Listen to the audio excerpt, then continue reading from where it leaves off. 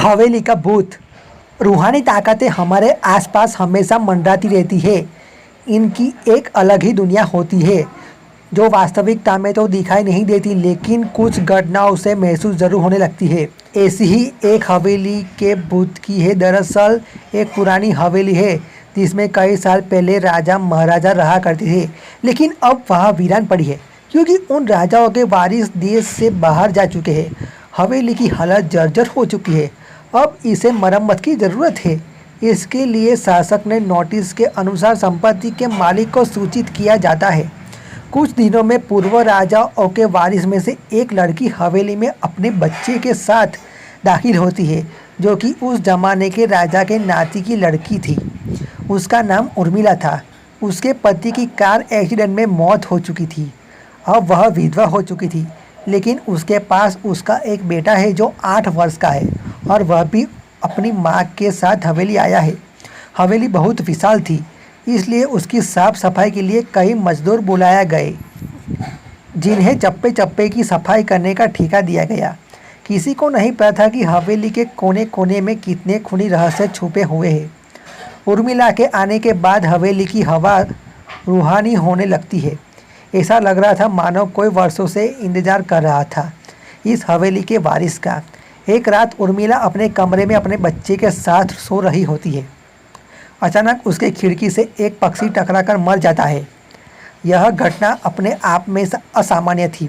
पक्षी टकराते ही उर्मिला की नींद खुल जाती है और जब वह लाइट जलाकर देखती है तो डर से चीखने लगती है, क्योंकि उस कमरे की खिड़की से एक पक्षी फंसा हुआ था और उसके शरीर से खून की बूंदें फर्श पर गिर रही थी। नज़ारा इतना भयंकर था कि वह अपने बच्चे को उठाना नहीं चाहती थी, लेकिन उर्मिला की हिम्मत करके उस पक्षी को खिड़की से बाहर फेंक देती है। मजदूर कहते हैं कि नहीं, हमने तो खिड़की से नीचे किसी पक्षी को मरा हुआ नहीं देखा, हम तो अभी बाहर चले आ रहे हैं। और जब सभी जाकर देखते हैं तो वह पक्षी नहीं होता। उर्मिला घबराने लगती है कि यह क्या, यहाँ तो पक्षी होना चाहिए था, कम से कम खून की बूंदें तो दिखनी चाहिए थी, लेकिन यहाँ पर पक्षी का एक पंख तक नहीं पड़ा हुआ। उर्मिला सभी मजदूरों को कहती है कि हवेली में बहुत सी कीमती चीज़ें और मूर्तियाँ हैं, संभाल के साफ सफाई करना। मजदूर अपने अपने काम में लग जाते हैं। उर्मिला अपने बच्चे के साथ कमरे में टीवी देख रही होती है कि अचानक हवेली की छत से एक मजदूर नीचे गिरता है।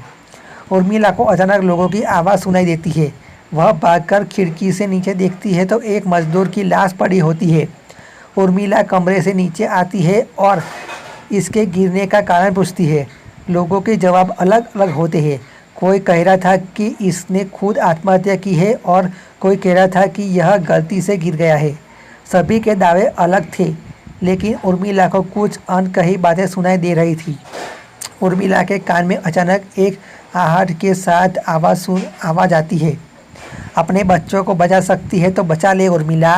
यह वाक्य सुनते ही अपने कमरे की तरफ भागने लगती है, क्योंकि कमरे में उसका बच्चा अकेला टीवी देख रहा होता है। जैसे ही उर्मिला कमरे में पहुंचती है तो उसका बेटा खिड़की से कूदने वाला ही होता है कि उर्मिला उसका पैर पकड़ लेती है और वह खिड़की से लटक जाता है। उर्मिला पूरी ताकत से उसे ऊपर खींचती है, लेकिन बच्चा फिर भी कूदने की जिद कर रहा होता है।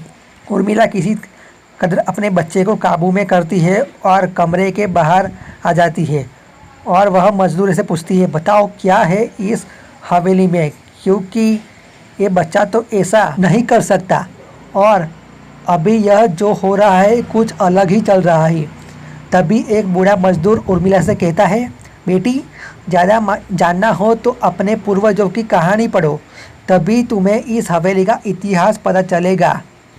इस हवेली की कहानी की किताब इसी गांव के सरपंच के घर में रखी होती है, जो कि बहुत साल पहले मर चुके थे, लेकिन अब भी उनके बेटों के पास वह किताब मौजूद थी। उर्मिला सरपंच के घर पहुंचती है और किताब ले लेती है। किताब पढ़ते ही उसे पता चलता है कि इस हवेली में एक नौकर नौकरानी भी थे, जिनके बीच में बहुत प्यार था और वह कई सालों से हवेली की सेवा कर रहे थे। लेकिन एक बार रानी के शाही गहने चोरी हो गए और उसके शंका में राजा ने नौकरानी को चोरी की सज़ा दी और उसे जिंदा दफना दिया। उसके गम में उसके पति ने भी अपनी जान दे दी और उसके 1 महीने बाद ही उस राजा ने अपनी ही तलवार से अपने गले को घुसेड़ कर आत्महत्या कर ली। उसके बाद छोटे मोटे हादसे हवेली में होने लगे, जिस वजह से यह हवेली हमेशा के लिए बंद कर दी गई। कई सालों के बाद वहाँ कोई आया है, जिससे वहाँ रहने वाली आत्माओं को मौका मिल गया है फिर से बदला लेने का। उर्मिला हवेली का रहस्य जानकर यहाँ से जाना चाहती थी, क्योंकि उसे अपने बच्चे की चिंता है। इसलिए वह रात में ही कार लेकर एयरपोर्ट के लिए निकल जाती है। अचानक रास्ते में उसकी कार का एक्सीडेंट हो जाता है और कार पलटकर उल्टा हो जाती है, लेकिन दोनों को कोई नुकसान नहीं होता। उर्मिला अपने बच्चे को बाहर निकाल लेती है और सुनसान सड़क पर भागने लगती है। रास्ते में उसे एक कार आते हुए दिखाई देती है और कार रोकने के लिए उर्मिला सड़क के बीच में खड़ी हो जाती है और अपनी मदद के लिए चिल्लाने लगती है। तभी अचानक कार वाला आकर कार का ब्रेक लगा देता है। उर्मिला पास जाकर देखती है तो उसकी हिम्मत बढ़ जाती है, क्योंकि यह एक पुलिस ऑफिसर होता है। उर्मिला हड़बड़ाहट में उसे अपनी बात कहती है और रोने लगती है। पुलिस ऑफिसर उन्हें अपनी गाड़ी में बैठने को कहते हैं। रोड में जाने लगते हैं। रास्ते में एक बूढ़ा सड़क पर जा रहा होता है और उसकी कार के सामने आते ही रोड पर गिर जाता है। पुलिस ऑफिसर गाड़ी से उतरकर उस व्यक्ति को देखते हैं। बूढ़ा व्यक्ति बेहोश हो चुका था। पुलिस ऑफिसर उसे गोद में उठाकर अपनी गाड़ी में पीछे बैठा देते हैं और अस्पताल के लिए चलने लगते हैं।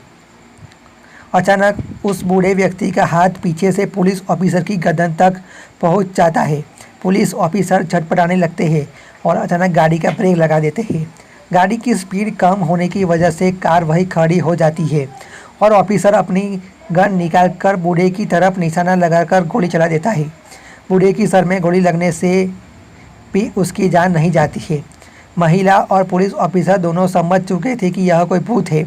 पुलिस भूत को देखते ही उर्मिला अपने बच्चे को लेकर बाहर निकल जाती है और इसी बीच पुलिस ऑफिसर भूत की पकड़ से अपने आप को छुड़ाने में कामयाब हो जाते हैं।